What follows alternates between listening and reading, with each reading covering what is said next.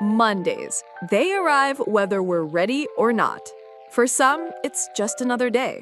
For others, it feels like the weight of the world lands at 8 a.m. sharp. Maybe you felt it too. The alarm rings, the inbox overflows, and suddenly your fresh new week feels like deja vu of exhaustion. We've all seen the hype. Crush your Monday, 5 a.m. workout, grind harder. But if that worked, burnout wouldn't be everywhere. The truth? Motivation that actually survives Monday isn't about hype. It's about realistic systems that protect your energy and your sanity. Why Mondays feel heavier. In the US and UK, studies show that workplace burnout is now labeled by the WHO as an occupational phenomenon, not a character flaw. It's not laziness, it's overload. Mondays amplify it. Why? Because our brains treat the start of a week like a reset button. But reality doesn't cooperate. The unfinished tasks from last week follow us. Add poor sleep on Sunday night, thanks to what psychologists call Sunday scaries, and Monday morning motivation doesn't stand a chance.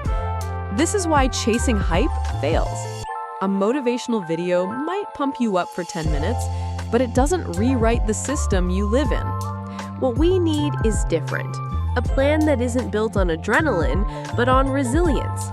A week that feels sustainable, not like a sprint that leaves you gasping by Thursday. Let's walk through what I call a burnout-proof week blueprint, a realistic plan you can actually carry through, starting Monday. Think of it as motivation designed for real life, imperfect, busy, and sometimes messy. Step 1. Redefining Monday's job. First, stop treating Monday as the day to do it all. Research on self-regulation shows that our willpower isn't infinite. By overloading Monday, we drain energy reserves we'll desperately need later. Instead, think of Monday as a launch pad, not a finish line. That means starting with clarity, not volume. Step 2. The Monday minimums. Set Monday minimums. 3 non-negotiable tasks that, if done, make the week feel like it's in motion. For a teacher, it might be lesson prep, email replies, and grading one class set. For a manager, it could be aligning the team, clearing the top inbox threads, and setting calendar priorities. By choosing 3, you shrink overwhelm while creating momentum. Momentum is motivation's best friend. It survives longer than hype. Step 3. Guarding energy, not just time. Productivity advice often obsesses over calendars and to-do lists, but energy, not time, is the real currency.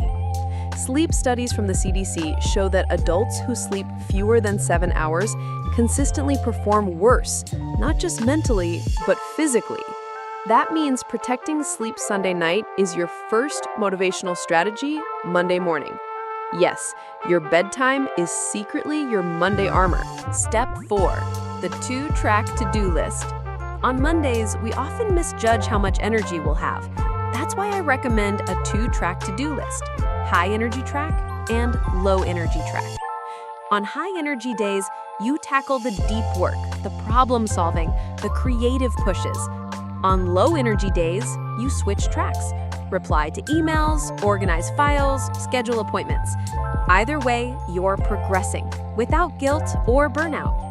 Step 5. The break myth. Many people think breaks waste time, but research on break-taking shows the opposite. Strategic breaks prevent mental fatigue and keep output steady. That's why the Pomodoro technique works, but only if you use it flexibly. Instead of rigid 25-minute sprints, try what I call natural Pomodoros. Work until you feel attention fading, then step away before your brain crashes. It's not about a timer. It's about pacing your mental battery. Step 6. The evening reset. Here's a secret. The way you close Monday affects the rest of the week. Too many of us work until collapse, then scroll until midnight. That cycle guarantees a rough Tuesday.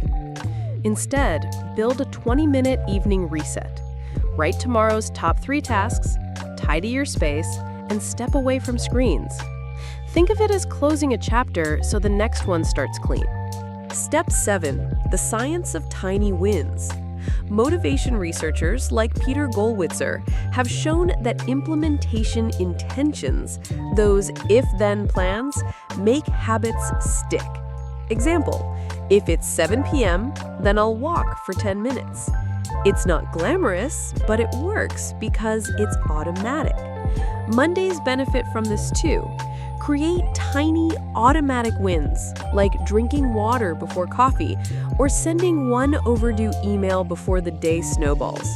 Small wins compound into momentum. Step 8. Battling perfectionism. One silent killer of Monday motivation is perfectionism. The belief that your week has to be perfectly structured, perfectly productive. Perfectionism leads to procrastination, because if you can't do it perfectly, why start at all? But remember, imperfect progress beats perfect intentions. The best Monday plan isn't flawless, it's sustainable. Step 9. Motivation by environment. Motivation doesn't live in your head alone. It's shaped by cues in your environment. Temptation bundling, for example, links something you need to do with something you enjoy. Listen to your favorite podcast only when cleaning the kitchen, or save your best playlist for gym time. On Mondays, set environmental cues that support, not sabotage, your momentum. A tidy desk, a pre-packed lunch, a phone in another room. These small cues make motivation easier.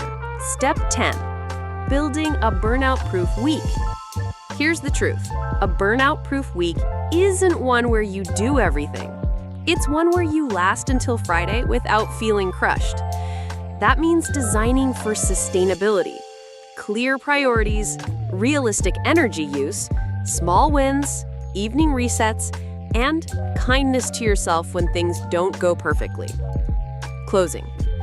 Imagine arriving at Friday not in survival mode, but with steady energy left. Not dreading the next week, but ready for it. That's the power of realistic motivation.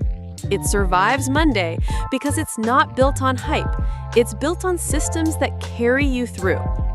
Mondays will never disappear, but burnout doesn't have to own them. So start small. Protect your sleep. Set Monday minimums. Choose progress over perfection. And remember, motivation isn't about one loud push at the start. It's about building a rhythm you can keep dancing to all week long.